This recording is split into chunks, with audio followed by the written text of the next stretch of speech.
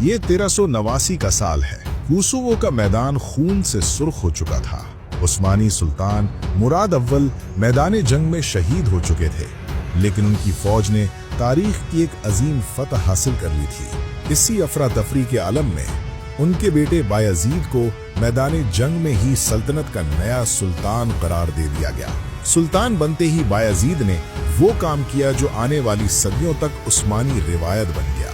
उसने अपने भाई याकूब को, जो एक बहादुर जंगजू था और फौज में बहुत मकबूल था, कत्ल करवा दिया ताकि तख्त के लिए मुस्तकबिल में कोई लड़ाई न हो। ये एक बेरहम आगाज था, लेकिन ये इस बात का इशारा था कि बायजीद सल्तनत की सलामती के लिए किसी भी हद तक जा सकता था।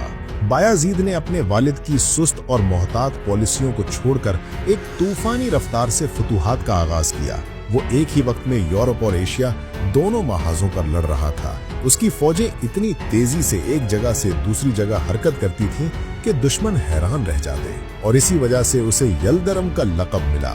उसने सर्बिया और बुल्गारिया को मुकम्मल तौर पर फतह करके सल्तनत का हिस्सा बना लिया।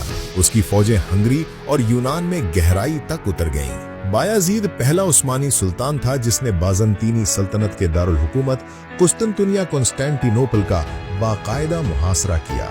वो शहर को फतह करने ही वाला था कि मशरिक से एक नए खतरे ने उसे अपना मुहासरा उठाने पर मजबूर कर दिया। बायजीद की बढ़ती हुई ताकत से खौफजदा होकर यूरोप के तमाम बड़े ममालिक फ्रांस, इंग्लैंड, हंगरी, जर्मनी वगैरह ने पोप की क़ियादत में एक बहुत बड़ी सलीबी फौज क्रूसेडर आर्मी तैयार की। ये कुरून वस्ता की आखिरी बड़ी सलीबी जंग थी। यूरोप के बेहतरीन नाइट्स और जंगजू इस फौज का हिस्सा थे, और उन्हें अपनी जीत का इतना यकीन था कि वो पहले से ही ये मंसूबे बना रहे थे कि बायजीद को कैद करके कैसे रखा जाए। निकोपोलिस के मैदान में बायजीद ने अपनी शानदार जंगी हिकमत अमली से इस गुरूर में डूबी हुई मुत्तहिदा यूरोपी फौज को ऐसी इबरतनाक शिकस्त दी कि यूरोप अगले कई दिहाइयों तक दोबारा उस्मानियों के खिलाफ इतनी बड़ी फौज खड़ी करने की हिम्मत ना कर सका। ये बायजीद की सबसे बड़ी और शानदार फतह थी। एशिया में उसने एक एक करके तमाम छोटी छोटी तुर्क रियासतों बेलिकों को फतह कर लिया और पहली बार तकरीबन पूरे अनातोलिया को उस्मानी परचम तले मुत्तहिद कर दिया। अब बायजीद अपनी ताकत के उरूज पर था। वो बैक वक्त यूरोप और एशिया का सबसे ताकतवर हुक्मरान था और उसका गुरूर आसमान को छू रहा था। लेकिन मशरिक से एक और तूफान उठ रहा था जो उसकी पूरी सल्तनत को तहस नहस करने वाला था।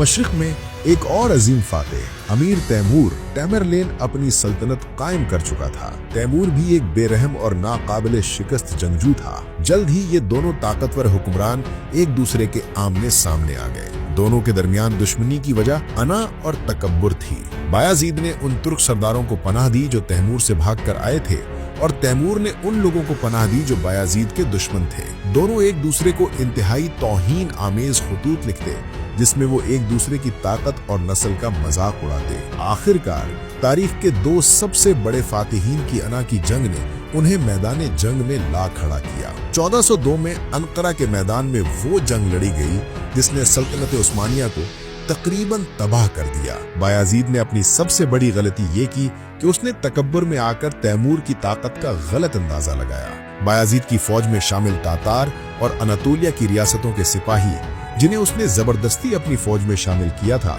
जंग के दौरान उसका साथ छोड़कर अपने पुराने आका तैमूर से जा मिले। तैमूर की फौज न सिर्फ तादाद में ज्यादा थी बल्कि उसके पास जंगी हाथी भी थे। उसकी हिकमत अमली बायजीद से कहीं बेहतर साबित हुई। बायजीद की फौज बिखर गई। उसके बेटे भागने में कामयाब हो गए, लेकिन सुल्तान बायजीद, जो आखिर तक बहादुरी से लड़ता रहा, गिरफ्तार कर लिया गया। ये उस्मानी तारीख का सयाह तरीन दिन था। वो पहले और आखिरी उस्मानी सुल्तान थे जो दुश्मन के हाथों जिंदा गिरफ्तार हुए। बायजीद की कैद की कहानी बहुत दर्दनाक है। तैमूर ने शुरू में उसके साथ एक बादशाह जैसा सलूक किया, लेकिन जैसे जैसे बायजीद का गुरूर जाहिर होता गया, तैमूर की तौहीन बढ़ती गई। तारीख में मशहूर है कि तैमूर ने उसे एक लोहे के पिंजरे में कैद कर रखा था, लेकिन ज्यादातर मौर्रिखीन का मानना है कि ये पिंजरा शायद एक सलाखों वाली पालकी या एक तरह की नजरबंदी थी, न कि जानवरों वाला पिंजरा। लेकिन इसमें कोई शक नहीं कि बायजीद को शदीद जिल्लत का सामना करना पड़ा। सिर्फ 8 महीने की कैद के बाद 1403 में सुल्तान बायजीद यल्दरम का इंतकाल हो गया। उनकी मौत की वजह आज भी एक राज है। कुछ कहते हैं कि वो बीमारी और गम से मर गए, जबकि कुछ का मानना है कि उन्होंने जिल्लत की जिंदगी पर मौत को तरजीह दी और खुदकुशी कर ली। बायाजीद की शिकस्त और मौत ने सल्तनत उस्मानिया को तबाही के दहाने पर पहुंचा दिया। उसके चारों बेटे आपस में तख्त के लिए लड़ने लगे और ये खाना जंगी, जिसे उस्मानी दौरे फितरत कहा जाता है, 11 साल तक जारी रही। सुल्तान बायाजीद यल्दरम की कहानी एक ऐसे अजीम जंगजू का अलमिया है जिसकी बेपनाह काबिलियत और रफ्तार उसके अपने ही गुरूर और जल्दबाजी की नजर हो गई। वो एक आसमानी बिजली की तरह चमका, लेकिन आखिर में एक शिहाब साकिब की तरह जमीन पर गिरकर बुझ गया।